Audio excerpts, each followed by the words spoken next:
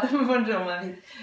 Alors, aujourd'hui, pour traiter de l'information, et dans l'approche de Palo Alto, et ça a vraiment son intérêt, son importance là, ça serait bien de parler de comment Palo Alto, dans ses entretiens thérapeutiques, utilise l'information.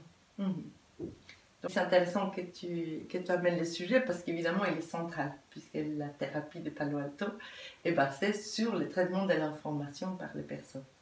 Donc, d'une part, on va essayer de comprendre quelles sont les informations, qu'est-ce qu'une personne a entendu, reçu, compris de ce qui se passe autour d'elle, qui l'a affectée d'une manière particulière, et surtout, qu'est-ce qu'elle a fait en retour qui n'a pas permis que ça s'adapte et que ça se régule. Par exemple, quelqu'un peut dire, écoute, Marie, l'autre jour tu m'as dit ceci, cela, c'était difficile pour moi. Ah bon? C'est bien, tu n'arrêtes pas. Et à ce moment-là, tu vois, tu peux me dire, écoute, non, je ne suis pas d'accord, ça m'énerve même que tu me dis ça. Ok. À partir de là, je peux venir, écoute, je ne voulais pas t'énerver, mais véritablement, c'était quelque chose de compliqué. Tu dis, attends, je crois que je ne t'ai pas bien entendu, et on s'assoit et on discute. Je n'irai pas voir un thérapeute pour ça. Le problème est fini. Mais si c'est quelque chose qui m'arrive très souvent avec beaucoup de personnes, et si c'est quelque chose qui n'aboutit jamais dans mes intentions, que je sois simplement dans l'évitement et que je ne reviens jamais de reparler, ou que je sois quelqu'un de plutôt agressif ou pas, tu vois, ça va faire en sorte qu'à un moment donné, je me sens dépassée.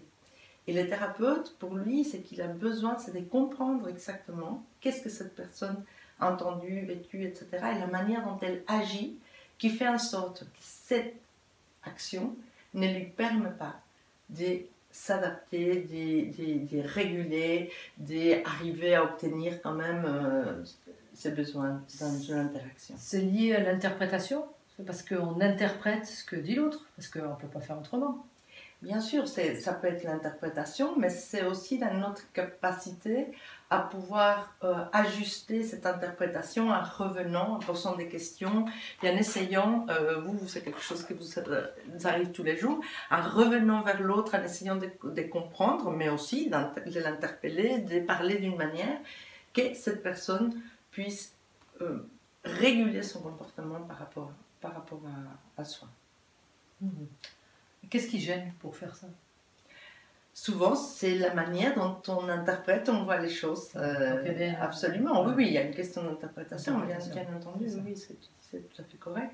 Et donc, comme on pense que les choses sont d'une certaine manière, on va agir comme si, et on va essayer de résoudre quelque chose d'un côté, quand en fait les choses se passent de l'autre côté.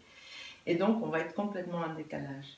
Et les thérapeutes, ce qui va proposer, ce sont des choses à dire, à faire, à ne pas dire, à ne pas faire à certains moments, de manière à ce que cette personne, en agissant de la sorte, elle va pouvoir mieux arriver à, comment je dirais, créer un lien qui est efficace avec l'autre. C'est-à-dire, en tout cas, l'inciter ou l'inviter ou stratégiquement parfois on fait des stratégies, à faire en sorte qu'elle agisse différemment. Oui, qu'elle agisse différemment dans la situation, mais c'est d'une manière telle que l'interaction avec l'autre, que la relation se passe tout à fait autrement.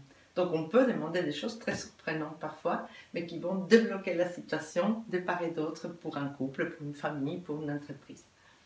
D'où l'intérêt d'aller voir des thérapeutes Palo Alto. Voilà, de l'intérêt. Voilà, au moins comme ça on sait tout, on parle et ce qu'on a envie de défendre aussi. Teresa, alors peut-être aussi une question. Oui, la question que je vous poserai, est-ce que ça vous est déjà arrivé qu'avec les meilleures intentions, vous mettez de l'huile sur le feu? Et donc, pour nous, réfléchissez ici à des situations très très difficiles où vous avez l'impression d'être pour rien, que peut-être, dans ce que vous faites, vous êtes en train de mettre de l'huile sur le feu sans le savoir et même sans l'imaginer. Et sans vouloir peut-être. Et sans le vouloir, bien entendu. Parfois en voulant tout le contraire d'ailleurs. Voilà, mais après il faut appeler les pompiers quand même. De toute manière. On se retrouve dans 15 jours pour la réflexion. Vous savez aussi que vous pouvez nous écrire vos commentaires. Peut-être un petit j'aime aussi de temps en temps. Si c'est le cas, ça nous fera très plaisir. Voilà. À bientôt. On vous lira. Ciao.